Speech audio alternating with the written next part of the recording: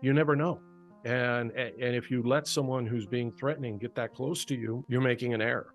So you either have to make distance and get away from that person, or you have to engage with them physically.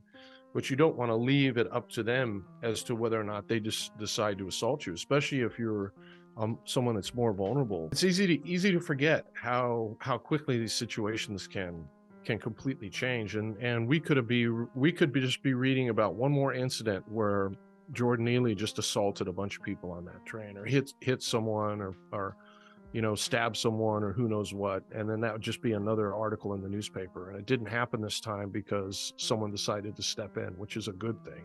And I think if people do that, if they educate themselves on the nature of violence and who commits crimes and why, they take care of their body, they take care of who they allow in their home and the people that they allow close to them. And then they learn to listen to themselves and their own instincts while they're walking around in the world, that 99.9% of dangerous, terrible things that happen to people will be taken off the table. Brilliant. Thank you very much for sitting down and joining me, Matt. I appreciate the time. Like I said, nearly done the book. Fantastic. For anyone who hasn't read it, I couldn't recommend it enough. I appreciate it. I was wondering maybe to start us off, if you might give us like a quick intro on yourself and maybe a bit about your own path towards, we'll say, like, fighting competence. Sure. I was always interested in martial arts. I think I had an interest in that since I knew they existed as a kid. And I was fascinated by what works and what doesn't work in martial arts. That was always the thing that interested me, even when I was little. So when I got older and started to get into martial arts, that's kind of the path I took. My path in martial arts was always geared towards whatever I thought was the most functional. And I started out primarily boxing. And then, as I talk about in the book, I became an instructor of what's called Jeet Kune Do concepts, which is kind of a hybrid martial arts system from the States. And then I ran into Gracie Jiu-Jitsu just by sheer happenstance. I met Fabio Santos, who was living in Portland, and then eventually Rickson Gracie, and fell in love with Jiu-Jitsu. There was no place to train Jiu-Jitsu at that time. This was before the UFC and here in Oregon. So, pretty isolated. So I ended up opening up my own place. And my reason behind opening up my place wasn't because I wanted to become a teacher or I ever thought I could do this for a living. I just wanted training partners. So for the first few years that I ran the school, I was basically using my students in many ways as a training partners for myself while I was teaching them. And that became SBG. And of course, pretty quickly, especially after the first UFC, I realized I wasn't the only person that was interested in this. There was a ton of people interested in it. And so my gym grew. I eventually did a series of videos that I titled Aliveness, which was basically about my view of martial arts and why some martial arts work and why some don't. It was my answer to that question. And a lot of people from around the world liked those videos. And then they reached out to me and wanted to do seminars or come to Oregon and train. And that was how the organization started outside Oregon. And then I would travel, and like, for example, in Ireland, I met John Kavanagh 24 years ago in South Africa because I cornered his opponent. He came to South Africa to have a fight, and his opponent, I was in the corner of his opponent, and we met up after the fight, got along well, and he invited me to come to Dublin. And I think probably was within 6 months of that trip that I flew out to Dublin, and that was the start of SBG Ireland. Can you talk to me a little bit? You used a term that would probably be quite new to most people, but if you've read the book, you've heard it quite a bit, and that term was aliveness. Mm-hmm. Can you unpack that a little for us? Yeah. Why do some martial arts work and why do some martial arts not work? And that was the question that fueled me and what I was primarily interested in. And what I discovered pretty quickly is the martial arts that worked all had one thing in common, which is they all tended to be sports. They were all combat sports. So you had boxing, wrestling, Brazilian jiu-jitsu, judo, sambo, Muay Thai. We could go down the list. But every functional martial art that you would see potentially used by fighters in an MMA cage comes from a combat sport. And in thinking about that, I realized that the reason for that is the opponent process. It's meritocracy. So in sports, we care about the results. So because we care about the results, we go to the most functional epistemology we have for arriving at answers to those physical problems. And that is some form of opponent process, which I call aliveness. And that means that it doesn't mean full contact. A lot of people misunderstand that. They will switch back and forth as if aliveness is synonymous with sparring. I'm not necessarily talking about sparring at all, but I am talking about always training with timing, energy, and motion. So we're outside of a rigid pattern, and which is different. And most traditional martial arts are taught with very rigid patterns. Person A responds this way and person B responds this way. And then you'll have a kata or a form, what Bruce Lee rightly called dead patterns. And functional sports take you away from that. And instead you start to work on an objective, be it passing the guard or, throwing a jab or maintaining distance or whatever it is. And to be able to encapsulate all that meant, I use the term aliveness because it's one word that covers all the bases. And when somebody understands it, that's why it was important for me to put a chapter about it in the book, because if someone really understands what I mean by that word, it's pretty much impossible for them to get fooled by martial arts bullshit. And there's a lot of martial arts bullshit out there. And if they don't understand it, even if they do come from a background where they might be training in some functional martial art, they might have some background in boxing or kickboxing or wrestling, they can still wind up being conned by some martial arts huckster and wind up in a systemic class or doing something goofy. And so teaching people about what aliveness means has always been my first message. And that was kind of the overriding message and theme of the entire organization. And that's also what united and unites all the coaches, is we all share that as a value. Speaking of these, we'll call them like maybe BS martial arts or impractical martial arts. Right.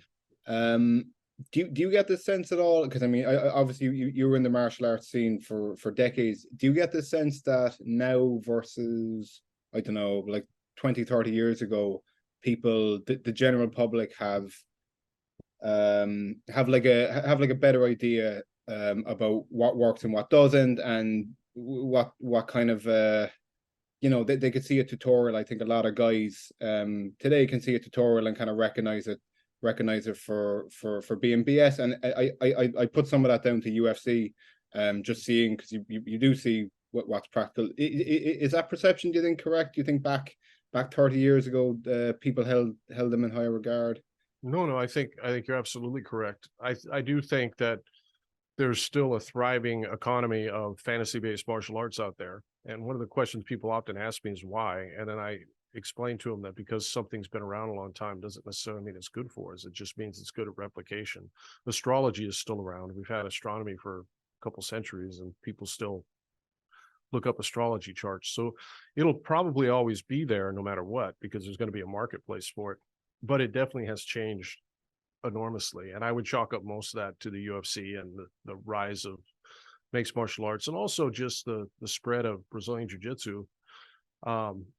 You can't really go to a city in the United States now that's of any reasonable size that doesn't have a Brazilian Jiu-Jitsu gym. I mean, that martial art has just spread like wildfire across the world. And that helps too. Anybody that's taken a jiu-jitsu class or gone in for a few months or starts to even understand that art, it's going to be more difficult to fool them with bullshit martial arts if they have that background. So I think a combination of MMA and the spread of jiu-jitsu has really helped educate the consumer base, especially the younger generation, for sure.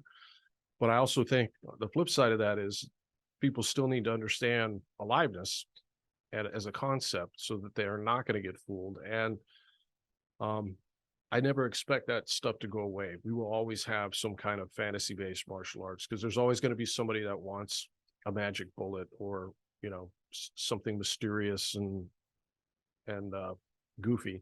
And as long as there's somebody that's after that, then there's going to be somebody that's going to be willing to sell it to them.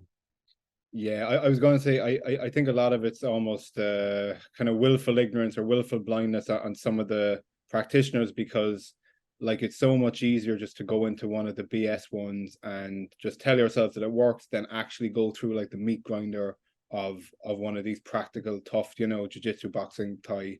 Yeah, it's a lot easier to just BS yourself into believing that what you're doing is right. That's absolutely true. Unfortunately, when people do that, they wind up missing all the real benefits that can come with martial arts. You know, all the things that traditional martial arts propose to be as far as helping people develop and become more self-actualized. Those things come as a result of the trials and tribulations that you go through when you're learning any combat sport, whether it's judo or wrestling or jujitsu, the lessons that you have to go through, the humility that's kind of imposed on you for the years, that all of that doesn't exist in the traditional based martial arts. But if you're training in a combat sport, you get the value of all of that. So unfortunately, they do fool themselves, and they may think it's an easier path, but at the end of the day, they're missing all the great value that comes from martial arts. Right. Yeah, I agree. A book that you made reference to quite a bit in your own book. Another fantastic one is called "The Better Angels of Our Nature" by Steven Pinker. And to really put it in a nutshell, he basically makes the case that the time we live in today is, in historical terms, is exceptionally peaceful. It's by far the exception. Like interpersonal violence, wars, way less. Can you maybe give us a small bit of a context as to how safe today is versus the past? I know it's quite broad, but you did write about it. Yeah. Yeah, that's a great book. And he does a wonderful job, as he always does, making his argument, laying it out in that book. I think the important thing to remember about that book and about that concept in general is that's a long-term trend line. And there's no doubt about it when we look long-term trend lines, that violence has been receding. Every generation, we become a little less violent than the one previous to us. Even when you account for things like world wars and things like that, if you go back to the 19th century or go back to the 17th century, so forth and so on, it just gets more and more homicidal. The most violent time in the United States, as far as we know, was prior to the arrival of the Europeans. And we can tell that from some of the archaeology that we do, and some of the Native American tribes were extraordinarily violent in the United States. So, and that's not uncommon. So long-term is good. Short-term, different story. So we've seen a massive spike in homicides in the United States. See what's going on right now in France. My own town that I live in, Portland, Oregon, homicides have tripled in the last couple of years. So since the George Floyd incident, policing in the United States has been systematically demonized, and the police have kind of pulled back from doing any proactive policing. And the net result of that is you have gang members having free reign across the United States, and combined with a lot of other things, legislation that's been passed and activist district attorneys and judges and things like that, we've got a situation where right now there's a large spike that we haven't really seen in the United States since the early 90s, late 80s with the crack epidemic. So yeah, long-term trend lines look great. Short-term, we have to be really careful. And I think it's important to remember that that long-term trend line is not guaranteed. So that exists for a variety of reasons that Pinker does a good job of laying out. But there's a veneer of civilization, and when you remove law enforcement and when you remove law and order, it very quickly descends, no matter where you live, into a kind of violent chaos. And it's easy for people to forget that until it happens. Yeah. I was going to say, in situations where law and order breaks down, like the value of being like a violent person or being willing to be violent, it goes up quite a bit, because you can take things from others, you can intimidate where you couldn't before. Removal of of the state, like in that case, leaves like a power vacuum, if you will. Sure, definitely. We'll say now, we'll take like an average guy, maybe his 20s or 30s. He kind of has a life, he has life responsibilities, 9 to 5 and so on. If he comes to you and says, look, I want to get myself to a degree of competence where I'm confident that if an aggressive man with bad intentions tries to harm me or tries to harm those with me, I can deal with him. How would you say is the best way of getting to that? Bearing in mind, he has like a few evenings a week he can train. He might be able to train a weekend day, but he has other life things. He's not a samurai or anything. Mm-hmm. Yeah, which describes most people, right? Because most of us have lives. I think for most people, training 2 or 3 days a week is fine. I mean, if someone can consistently average 2 days a week, they will get better at this art if they have a decent coach and they're training at a good combat sport gym. 2 days a week is fine. And I would probably encourage them. I mean, I'm good. I'm good with any combat sport. So whatever people really love, if people fall in love with judo or people fall in love with wrestling or boxing for some reason, I think that's fantastic. But if I was to choose, I think I would steer most people towards Brazilian Jiu-Jitsu because of the low impact nature of it. Of all the combat sports, Brazilian Jiu-Jitsu is the one that we can all do the longest as we age without getting broken. If it's done right, it truly can be, you truly can train it in a way that's somewhat gentle, unlike some of the other combat sports. It's infinitely functional. And as other people have said, Jocko Willink has said this before too, but unless you're in law enforcement, the only reason really you should ever be getting in a fight is if someone is, holding on to you and preventing you from escaping and or going after someone you love and you can't get away. And in both situations, if you're in a situation where you can't get away, odds are the other person's hanging on to you if they're grabbing you, especially if you're a woman, but also a male. And when someone puts their hands on you and grabs you and starts grappling with you, that's our world. That's what we do every day. The hand fighting, the clinch, the takedown, that's what you do every day in jiu-jitsu. So I don't think people can really go wrong with Brazilian Jiu-Jitsu, but again, any combat sport and 2 days a week is fine. And the key is just to be consistent. 2 days a week for what? 2, 3, 4 years. Pretty soon that adds up and you really start to develop some skill. And yeah, if someone is younger and they don't have a life and they can train 5 days a week or they can train 4 days a week, they may get to the level of skill in 2 years that took you 5 years, but at the same time, who cares, right? Eventually, you're going to start to develop that ability no matter what. And you're not in a competition with other people, just with your previous self. So I always tell people, calm down. Don't train too hard in the beginning, because a lot of people really love this. They sign up and they love it, and then they wind up hurting themselves. They wind up training too hard the first year or so, and then they wind up quitting. Just keep it to a couple days a week, train safely, listen to your coach, be consistent. You're almost guaranteed to reach a decent level of skill where you're going to be able to handle any normal human being out in the street if you're actually at a really good combat sport school. Would you vary your advice at all?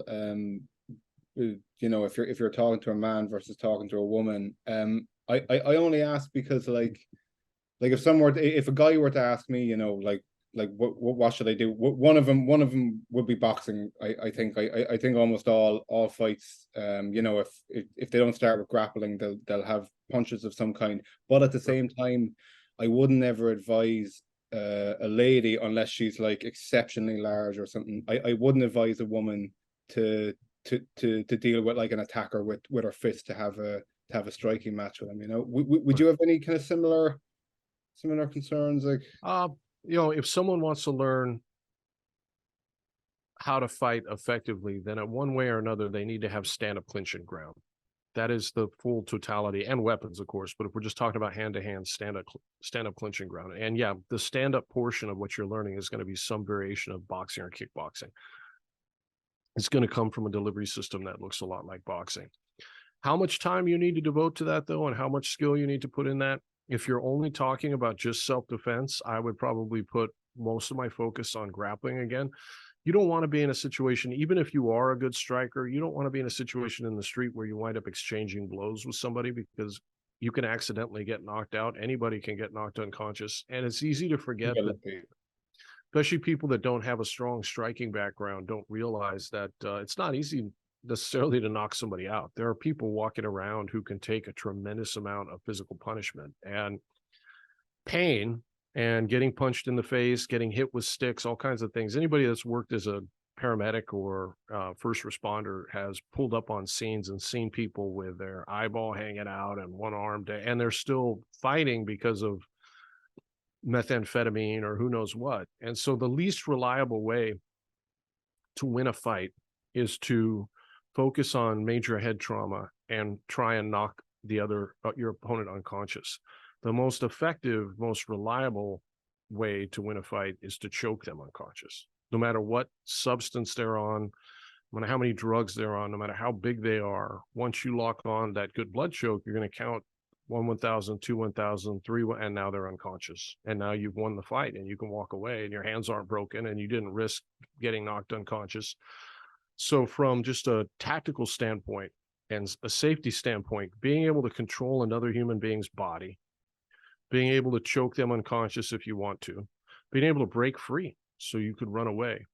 All those things become really important in the context of self-defense, and that's the world of grappling. Hey, on that note, I sent you a clip, and I was interested to get your take on it. There's, I'm sure anyone who's watching has heard of Andrew Tate, viral for various reasons.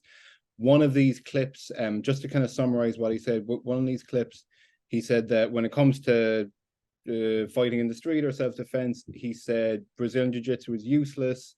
Obviously hyperbole and all, but the reasons he laid out, some of them were quite compelling. He said, you can't afford to be going to the ground because someone else will come along. You can't be locked up with a guy because you can't see and you can't see what's coming. What was the other one? You can't take him down onto the ground, concrete and so on. And says basically you always have to be on your feet, ready to run. And what was your take on that clip? Couple things. So the first thing, a lot of people have asked me over the last year or so about Andrew Tate. To be honest with you, I have no idea really who he is or who he was. I've watched maybe 2 clips of him. One was the one that you sent me. That is that one. And the first thing that struck me right away is that it's a prime example of what I call boy speak in the book.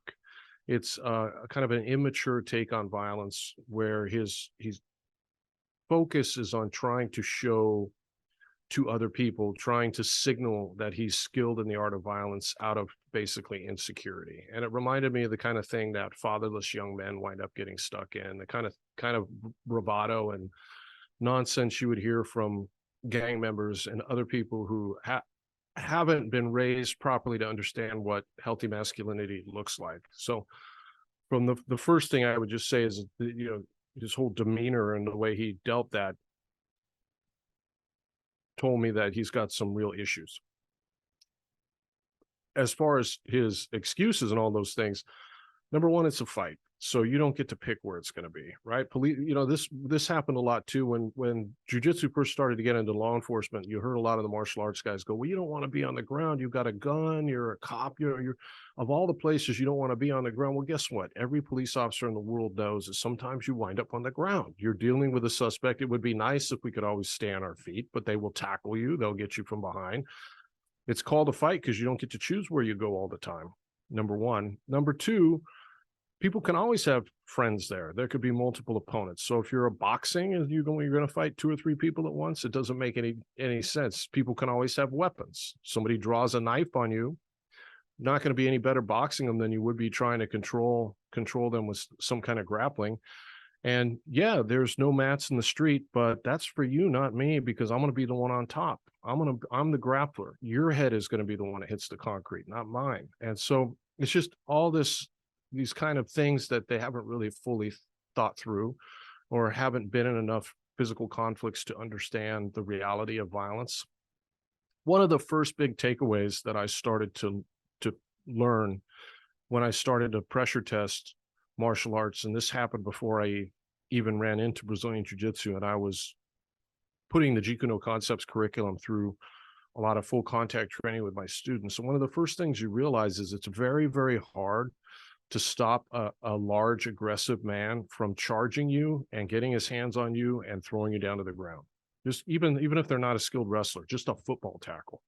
You get a 220-pound aggressive guy and he just charges at you, swinging wildly and grabbing you, you're probably going to wind up on the ground. And it's nice to think that we can knock him out on the way in, or we can circle like Muhammad Ali, but it's actually very, very difficult to physically stop someone from closing the distance.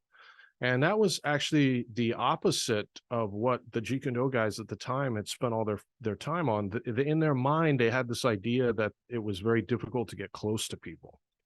And so the idea was how to close the gap and get in there. And it was actually completely backwards. What's hard is to keep people from getting close to you. Every boxing match we ever see, you're going to see clinch happen over and over and over again. And you could tell one boxer hey, I don't want you to clinch with this guy at all. Don't let this guy clinch with you at all. And this is a professional fighter, professional boxer that spends his life throwing punches. He's not going to stop the other guy from clinching with him. He's just not. It's too hard unless you knock them out immediately on the way in, which again, you know, if you think you're someone that can do that, you just don't understand violence that well. So everything he listed was kind of silly. And the way he listed it also, I found a bit disturbing. So he's definitely not a resource that I would send people to for anything related to violence. I see. Very interesting. We've probably covered a few, but what would you say are some of the most prevalent misconceptions that untrained people have regarding violence, regarding fighting generally? Well, if you go back and think about the first UFC, so the first couple UFCs, you know, I was a full-time martial arts instructor when the first UFC went out, and I was teaching and, you know, hanging out with other martial arts instructors. And what the martial artists at the time were telling each other was, this is crazy. You can't put two people in an octagon without gloves and no rules except no biting and eye gouging. People's kneecaps are going to get broken. Their heads are going to get split open. What about the side kick to the knee and all these different ideas people had about how deadly and functional their striking skills were and how insane it would be. And then we watched the UFC and we watched what happens. And guess what? You know, that side kick to the knee isn't as dangerous as you thought it was. And it's actually really hard to stop some young, skinny Brazilian kid from just running in with basically a bad shot and tackling you and taking you down to the ground. And then when you're on the ground, you don't have no idea what to do down there. You're going to lose that fight. And the Gracies knew that would happen because that was a repeated experiment that they've been engaged in for 50 years in Brazil. But the American audience did not. And so you had all of this mystique about how deadly and dangerous martial arts techniques, in particular striking techniques, are. And that just kind of melted away. So I think that is one of the first ones. And then you get into the kind of the boy speak excuses that people always use of, you don't want to go to the ground in a fight. What about multiple opponents? What about knives? And underlying all those questions is a kind of an adolescent fantasy that there is a good way to fight multiple people or to fight someone with a knife. There is no good way to do those things. Every way that involves doing those things is dangerous for you, potentially deadly, and very, very hard to do. It'd be very hard for me to fight two of myself. You know, I would, the first question I would ask those kids is, can you fight three of yourselves? You know, because usually their ego is involved there. And if you can't get away, if we just talk about knives for a second, if you can't make distance and get away from a knife, which you always should, because they're so dangerous, and you can't put something between you and the person with a knife, like a car or whatever, then you have to grapple again. The only way you're going to deal with that person trying to stab you is by controlling their body and by controlling their arm and hand that has the knife. And dealing with them that way. You're not going to slip and slide and try and box someone who's trying to stab you, who's grabbing you by the neck and plunging a knife into you over and over again. So there are no good excuses not to grapple. And you hear the same tropes over and over again. And it is always kind of a reminder that the person that's using that doesn't quite understand the nature of violence, which is okay. I don't want everybody in the world to have hard-earned understanding of the nature of violence. That's what we have other people for. Ideally, we live in a society where that doesn't happen as much. Okay, see, speaking of real life examples where you do need to step in and get violent, in particular grappling and choking, there was an incident very, very well publicized a couple of weeks ago on the New York subway, involving a homeless man named Jordan Neely. He had long string of convictions. Like he wasn't mentally very well, and yeah, he was being aggressive on a subway car, shouting and screaming in people's faces, making violent threats.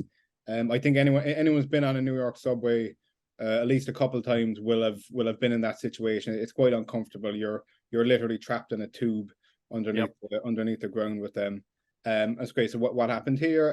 The man was getting very aggressive and loud.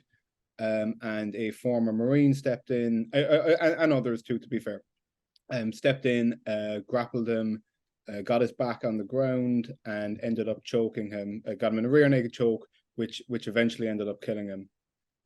Did you have any I don't know, kind of thoughts or breakdown on it? Given us your own. I think you just gave a very good breakdown of why this event happened. Anybody that, like you said, anybody that's ridden the subway is probably, unfortunately, especially the last couple of years, because New York is one of those places that's descended into chaos and violence, thanks to very specific political policies that have been pushed through. You're in a very dangerous situation. The situation can be very scary. And my understanding of that particular incident, and I'm limited to the same information you are, what we get in the press, and there's a lot of questions I have, a lot more questions I have than answers about that. So we've only been given so much information about that the jury will see that we probably won't. But my understanding of that situation is, by the time the Marine stepped in, along with, I think, 2 other men, one of whom was also Black, multiple people had dialed 911. Multiple people on that train had called the police because they were in fear of their life. And New Yorkers aren't quick to call the police, especially New Yorkers that ride the subway all the time. They see people taking a shit or stabbing someone, or like, that's just, okay, you're in New York.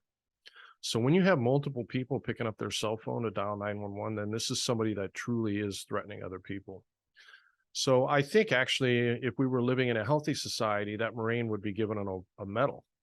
He wouldn't be being charged with homicide right now. The only reason he's being charged with homicide is because of his skin color. That's number one. Number two, I'm skeptical that the choke had anything to do with this man's death.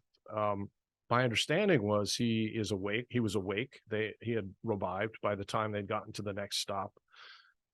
People talk about him holding the choke for, like, one article I heard, they were postulating that he held the choke for like 10 minutes. There isn't 10 minutes between stops in a New York subway.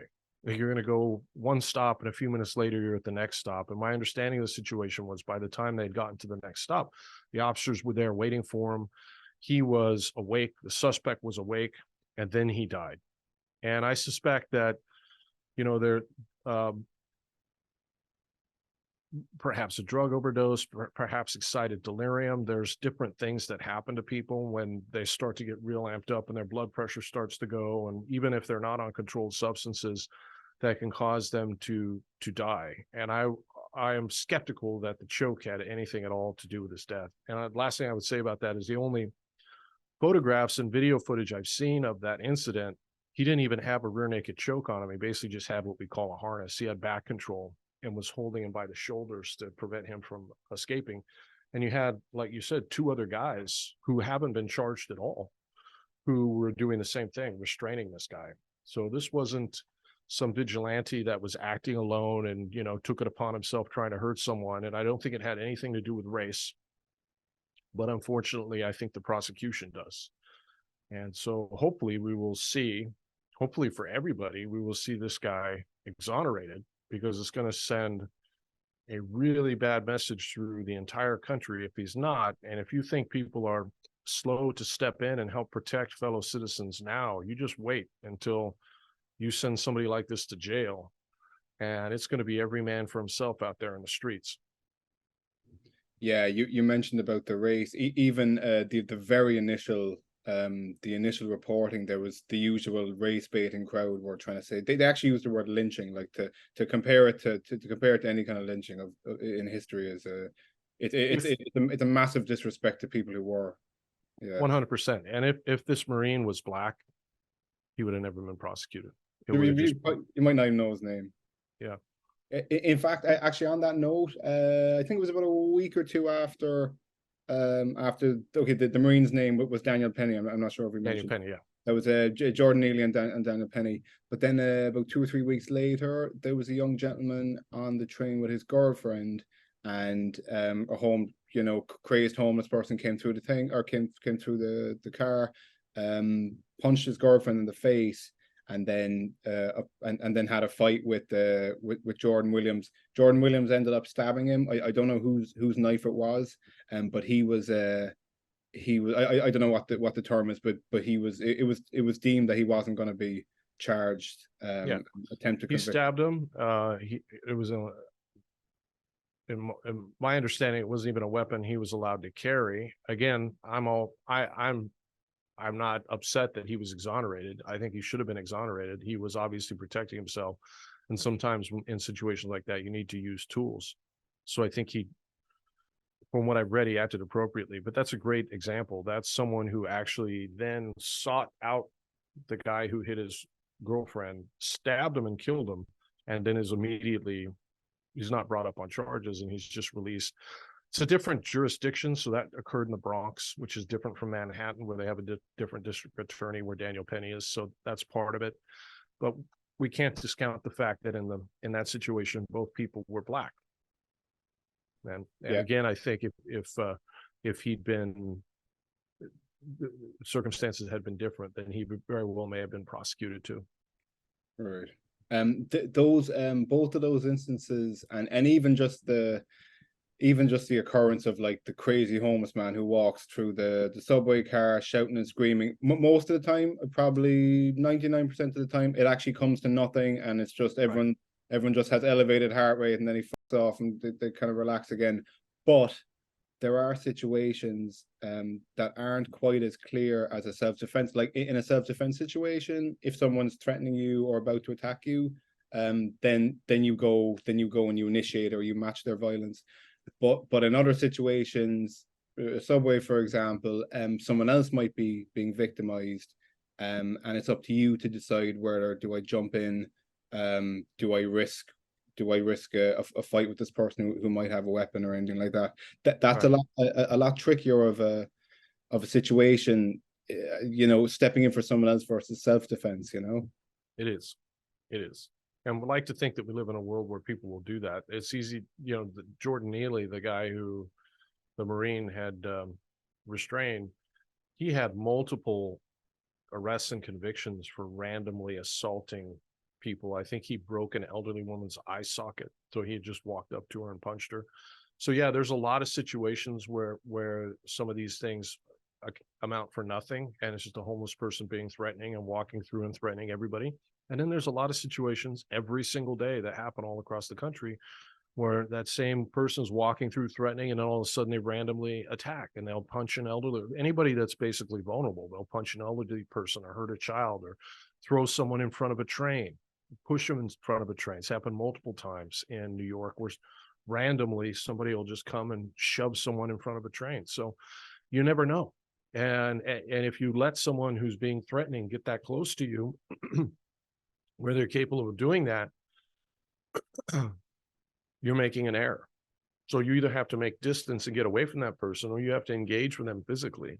But you don't want to leave it up to them as to whether or not they just decide to assault you, especially if you're someone that's more vulnerable, elderly person, or someone who's more apt to get hurt. So it's easy to forget how quickly these situations can completely change. And we could just be reading about one more incident where Jordan Neely just assaulted a bunch of people on that train, or hit someone, or stab someone, or who knows what. And then that would just be another article in the newspaper. And it didn't happen this time because someone decided to step in, which is a good thing.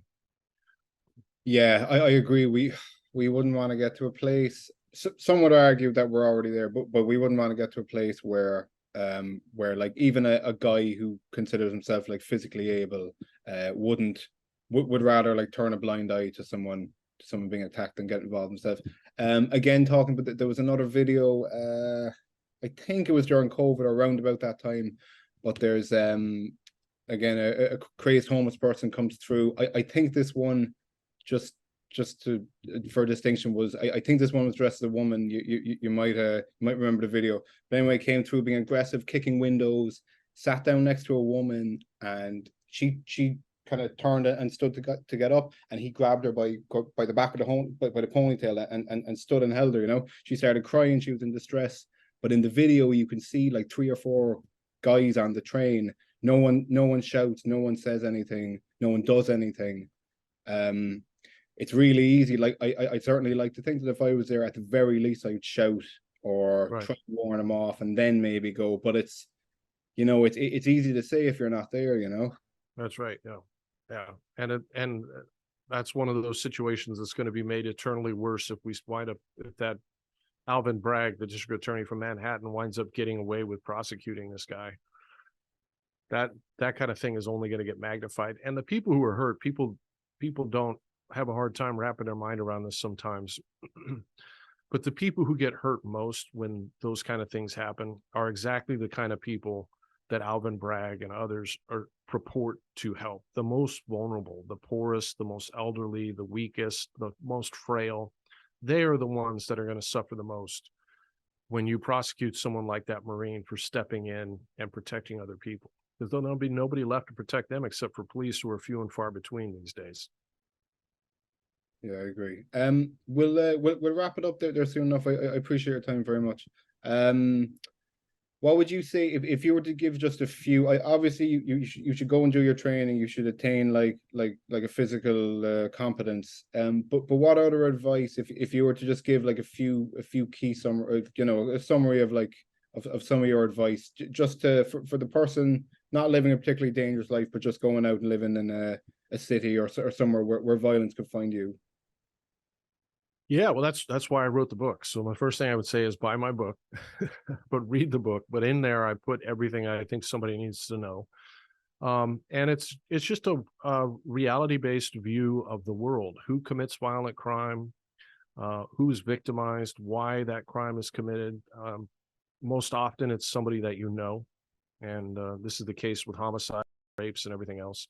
So then you need to start, once you understand the reality of these situations, you need to proportion your response to the threat and focus on the things that are the most dangerous to you. And that's going to begin by taking care of yourself and taking care of your body and being in decent shape and putting your seatbelt on and paying attention to what's going on around you. And then patrolling the boundaries of your life and not allowing people, I call them character disordered in the book because I don't want to get into medical terminology, but not allowing the kind of people around you that would victimize you if they were given a choice. And then once you've done that, then you're basically left with the outside world and understanding where those threats come from, what they look like, and being able to predict and notice those threats sooner than most people do, because there's almost always clues, there's almost always signals well before the actual physical confrontation comes out that people either ignore or rationalize away because they don't want to think bad about someone else, or they don't want to, there's all kinds of different reasons why people do that. But in those situations, what I would say is the moment you start rationalizing in your mind why you shouldn't be feeling the kind of threat that your body is feeling, you should take notice of that and pay attention to your body and learn to pay attention to your body, because we are come from a long chain of unbroken reproductive success. Your ancestors were very, very good at noticing and avoiding and or terminating threats. And you have all of those instincts inside you. You don't need to be taught those. They're inside you, and you just need to learn to listen to them. And I think if people do that, if they educate themselves on the nature of violence and who commits crimes and why, they take care of their body, they take care of who they allow in their home and the people that they allow close to them. And then they learn to listen to themselves and their own instincts while they're walking around in the world, that 99.9% of dangerous, terrible things that happen to people will be taken off the table. And your odds of becoming victimized will drop dramatically. And at that point, if it does turn physical, it's nice to have a combat sport inside your body. The skills that you learn from a combat sport, whether it's wrestling or Brazilian Jiu-Jitsu or boxing or whatever, those travel with you everywhere.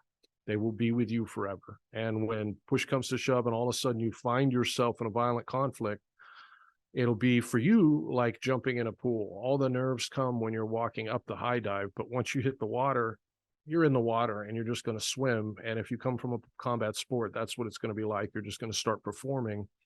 And unless this person, this predator, also has a strong background in those kind of things, and most don't, thankfully, you're probably going to wind up okay there too. So that would be my advice for everybody. But you'll notice before we get to the physical combat sport, there was a long list of things involving education and health and relationships that you allow to be established or do not allow to be established that make the majority of the difference. Very good. Just one last thing. I don't have children yet myself, but I'm sure I will one day.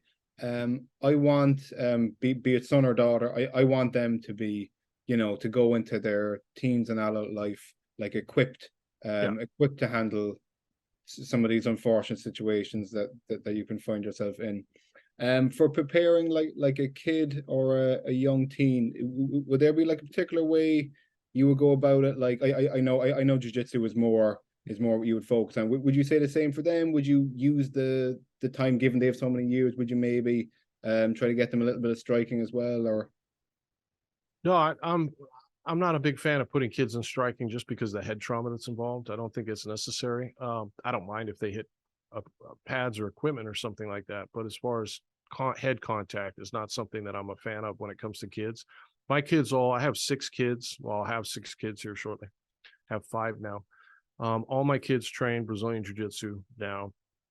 It's mandatory for them. My wife and I consider it like school. It's like taking an English class or learning how to swim. It's something you do. Fortunately, they really enjoy it, and we have a good kids program here. So I'm happy about that. But for them, it's required. But the big thing with kids is just to have a relationship with your kids where they're going to be comfortable telling you anything that arises. And the kids that wind up getting victimized by pedophiles or abusers or anything else are kids that don't have a strong relationship to their parents. That's exactly who those kind of predators look for. And once you have that kind of open relationship with your child where you can trust them to explain things to you and tell you if somebody's being weird with them or anything else, then you need to explain to them what their boundaries should be and what appropriate boundaries are. And they're going to learn that from watching you as they grow up, and they're going to learn that also from what you tell them. And then once they have a good, solid understanding of what appropriate boundaries are, and again, predators who prey on children look for kids who don't have a strong relationship with parents and who don't have a good understanding of what their boundaries are. And then those are the kids that they'll go after. And once you have both those things in place, then it's basically just teaching a child how to be assertive. And being assertive and being aggressive are 2 very different things. And being assertive is one of the healthiest behaviors humans can have. It'll be a useful skill for that child's entire life.